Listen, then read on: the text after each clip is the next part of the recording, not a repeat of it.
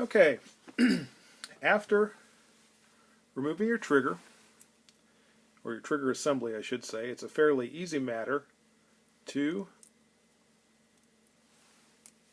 remove the old trigger spring. I'm going to place that over there with my other old springs and replace it with the new Apex trigger spring. When you hook it on, make sure you hook it on going downward like this, and then it rotates through so that when you're done, the opening is at the top of the trigger spring. Okay folks, at this point we have our frame reassembled. The new trigger spring is in there, if you can see it right there. So what I'm going to do now is reassemble my pistol and see what I think of this new improved trigger pull. Okay folks, the pistol is now reassembled and I've got the Apex springs all installed, and I've got to say it makes a noticeable difference in this trigger pull. I don't have a trigger scale, but I'm going to assume that this trigger to begin with was probably about, in the 8 to 10 pound range. Right now I'd say it's probably in the 5 to 6 pound range. So it did make a noticeable reduction. It still has the same length of movement. It's still a long trigger. It's not like a 1911 or anything like that. But it really doesn't feel bad. It made a noticeable improvement in the trigger. That Apex kit, by the way, is about $20.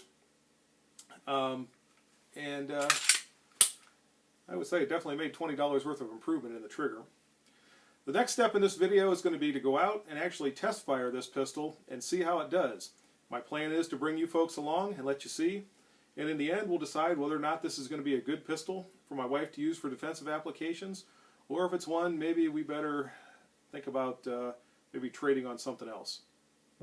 Okay folks, if you've been with me in this project up to this point, you already know that the reason I'm out at the range is to test fire this pistol. If you haven't been following the project, the reason I'm out here on a cold and windy day at the bitter end of February is because my wife recently acquired this Smith&Wesson Sigma pistol. I just finished installing an Apex Tactical trigger spring kit on this particular pistol to try to improve the trigger pull some. At least in dry firing, it seems like I've succeeded. So what I'm going to do now is actually fire the pistol, see how it functions, make sure that the trigger is resetting properly. Also, just give this pistol a good ringing out and make sure it's going to function well if she needs to use it in a defensive application. Oh, by the way, that's right, honey. The reason I'm out here freezing to death today is to try to keep you safe. Anyway, back to the pistol.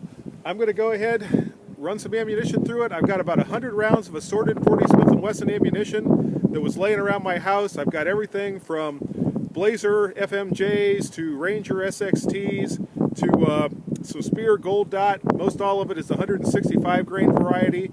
I think I've got some Winchester Wind Clean that's 180 grains. And I'm just going to start running it through and see how the pistol does.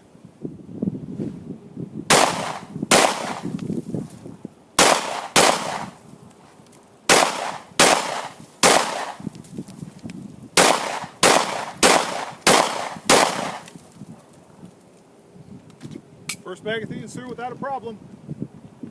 By the way, this ammunition is mixed in the magazine, so it's switching between different types of ammunition as I'm running it.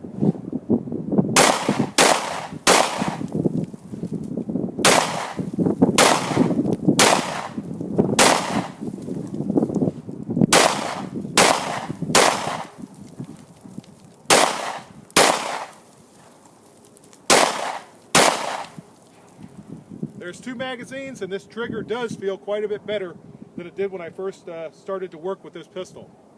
I did not fire it before, but just in dry firing, I can feel a difference in this pistol.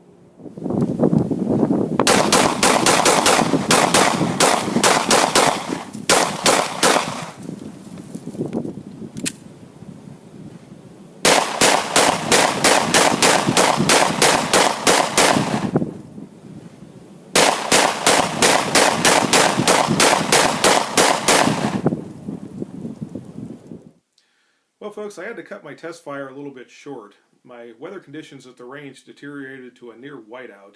and it got to the point that I didn't even think you'd be able to see me anymore while I was shooting. In any case, I got through about half my ammunition.